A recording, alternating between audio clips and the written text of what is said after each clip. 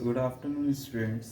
आज हम अपना एक नया टॉपिक जिसके अंतर्गत हम मुक्त व्यापार की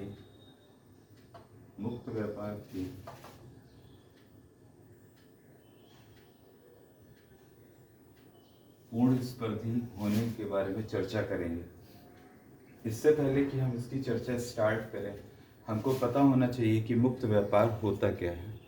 तो मुक्त व्यापार एक ऐसी स्थिति है, ठीक है, जिसके अंतर्गत विभिन्न देश अंतर्राष्ट्रीय व्यापार में उन नीतिगत प्रतिबंधों जो अंतर्राष्ट्रीय सीमाओं के आर पार वस्तुओं तथा सेवाओं के मुक्त प्रवाह में हस्तक्षेप करती है, लेकिन उसके साथ संलग्न रहती है।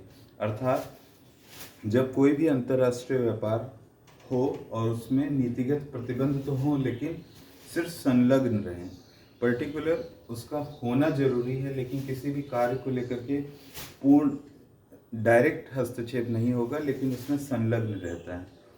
हमें मुक्त व्यापार की स्थिति में जो चीज़ें ध्यान रखनी होती हैं, जो पर्टिकुलर टर्म हमको ध्यान रखने होते हैं, उसके अंतर्गत पहला हमारा टर्म होता है जिसके अंतर्गत हम बात करते हैं तुलनात्मक लाभ की। क्या होता है तुलनात्मक लाभ? तुलनात्मक लाभ होता है तुलनात्मक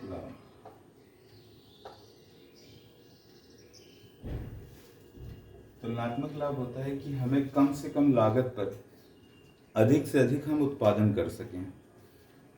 एक कंट्री है, एक देश है, जिसके अंतर्गत कोई भी प्रोडक्ट कम लागत पर अगर वो अधिक उत्पादन कर रहा है तो ये उसका तुलनात्मक लाभ होगा। तुलनात्मक लाभ होने की स्थिति में उत्पादन को हमेशा बढ़ाया जाता है, क्योंकि जिस भी कार्य में व्यक्ति कुशल होगा, जिस भी कार्य में कोई एक देश कुशल होगा, तो उस चीज़ पे वो अधिक से अधिक फोकस करेगा, ठीक है।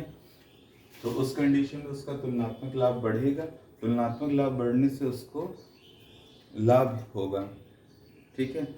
और सेकंड, अगर किसी चीज़ में अगर उसको तुलनात्मक लाभ नहीं हो रहा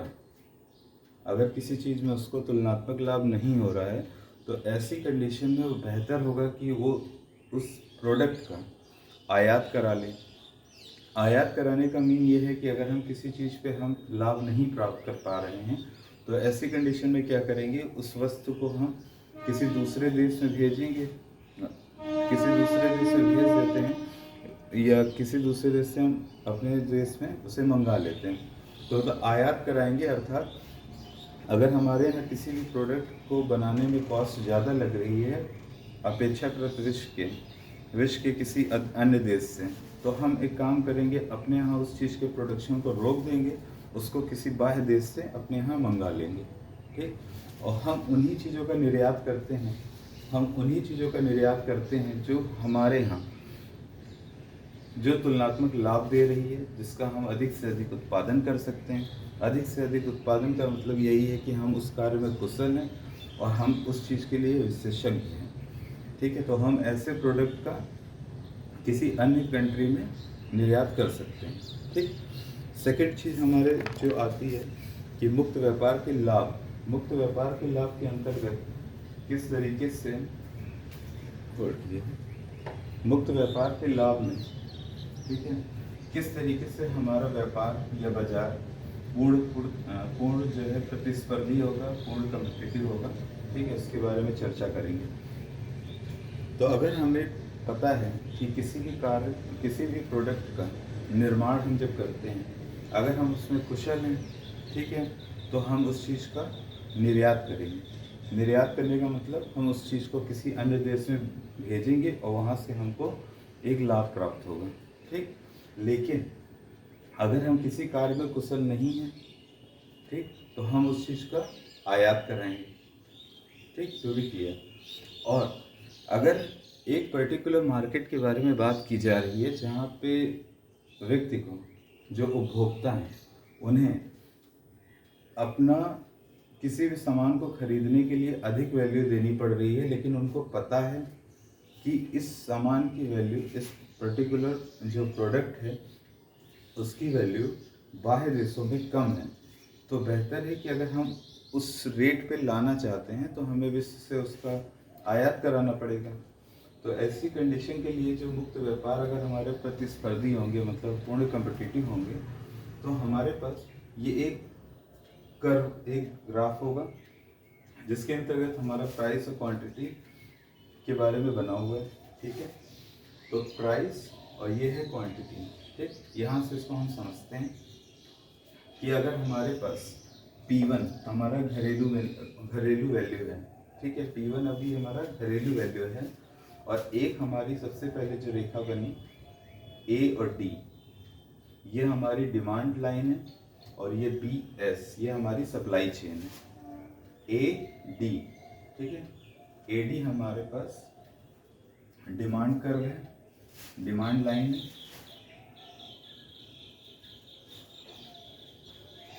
और BS हमारे पास सप्लाई लाइन। ठीक, अगर विश्व स्तर पे जो भी प्राइस है, विश्व स्तर पे जो भी प्राइस है वो हमारे लोकल कंट्री के प्राइस से कम है। ठीक है, तो ऐसी कंडीशन में हम क्या करेंगे कि हम चीज़ों का आयात करेंगे जिससे हमारा बेनिफिट ये होगा कि उस चीज़ के लिए उपभोक्ता को उसमें लाभ प्राप्त होगा। ठीक, तो हमारे पास P1 हमारा घरेलू वैल्यू ये हो गई। ठीक है, PW जो विश्व स्तर पर उसका मूल्य था, घरेलू मूल्य इज ग्रेटर देन विश्व मूल्य। तो वस्तु X का, वस्तु ये पर्टिकुलर हम बात कर रहे हैं जो है X वस्तु के लिए। ठीक है, तो वस्तु X का आयात करना ही लाभदायक होगा। ठीक, जिससे उपभोक्ता को कम मूल्य चुकाना पड़ेगा। ठीक, ये हमारे पहले जब हमारा प्राइस P1 है, मतलब लोकल प्राइस, घरेलू वैल्यू, तो उस कंडीशन में जो हमारे अधिशेष बनेंगे वो दो टाइप के होंगे। एक होगा AEP1 और दूसरा होगा BEP1। AEP1 हमारा उपभोक्ता अधिशेष है, जहाँ पर BEP1 हमारा उत्पादक अधिशेष है। ठीक, लेकिन हमें पता है कि विश्व स्तर पे वैल्यू, घरेलू वैल्यू इज ग्रेटर देन विश्व की वैल्यू। ठीक है, ज़्यादा है। तो ऐसी कंडीशन में हम क्या करेंगे, हमारा उपभोक्ता अधिशेष चेंज हो जाएगा। ठीक है, उपभोक्ता अधिशेष कैसे चेंज होगा, उसका कारण ये है कि मूल्य कम होगा, तो मूल्य कम देना होगा तो उपभोक्ता की मांग भी बढ़ जाएगी।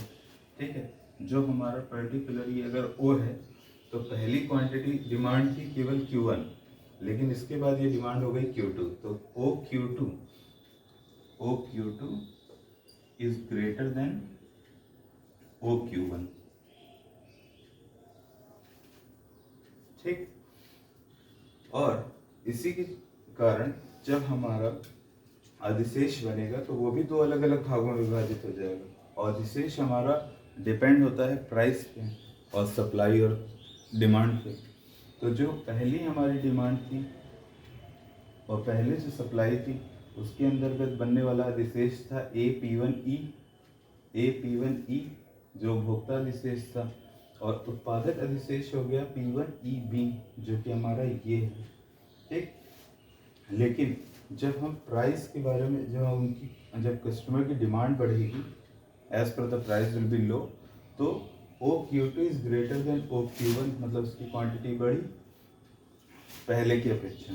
ठीक है, तो ऐसे में जो नया अधिशेष बनेगा वो होगा AGPW जो उपभोक्ता अधिशेष होगा, और BPWF ये हमारा उत्पादक अधिशेष होगा। ठीक, ऐसी कंडीशन में जो हमारा पूर्ण लाभ है वो C है। ऐसी कंडीशन में जो हमारा पूर्ण लाभ है वो C होगा। ठीक, जो इसके अंतर्गत है। ठीक, तो अब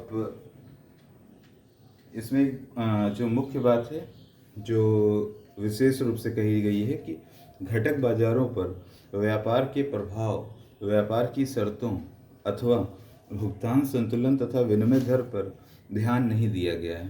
ठीक है, तथापि यदि विश्लेषण किए जा रहे हैं तो उद्योग का राष्ट्रीय अर्थव्यवस्था पर पर्याप्त महत्व है, तो इन गौण प्रभावों का महत्व काफ़ी बढ़ जाता है। ठीक है, तो इसी के साथ हम मिलेंगे अगले नए टॉपिक पे, जब हम चर्चा करेंगे कि जब घरेलू उद्योग एकाधिकार मतलब मोनोपोली प्राप्त करते हैं तो उस कंडीशन में हम क्या करेंगे। आप उसका स्क्रीनशॉट ले सकते हैं। Thank you.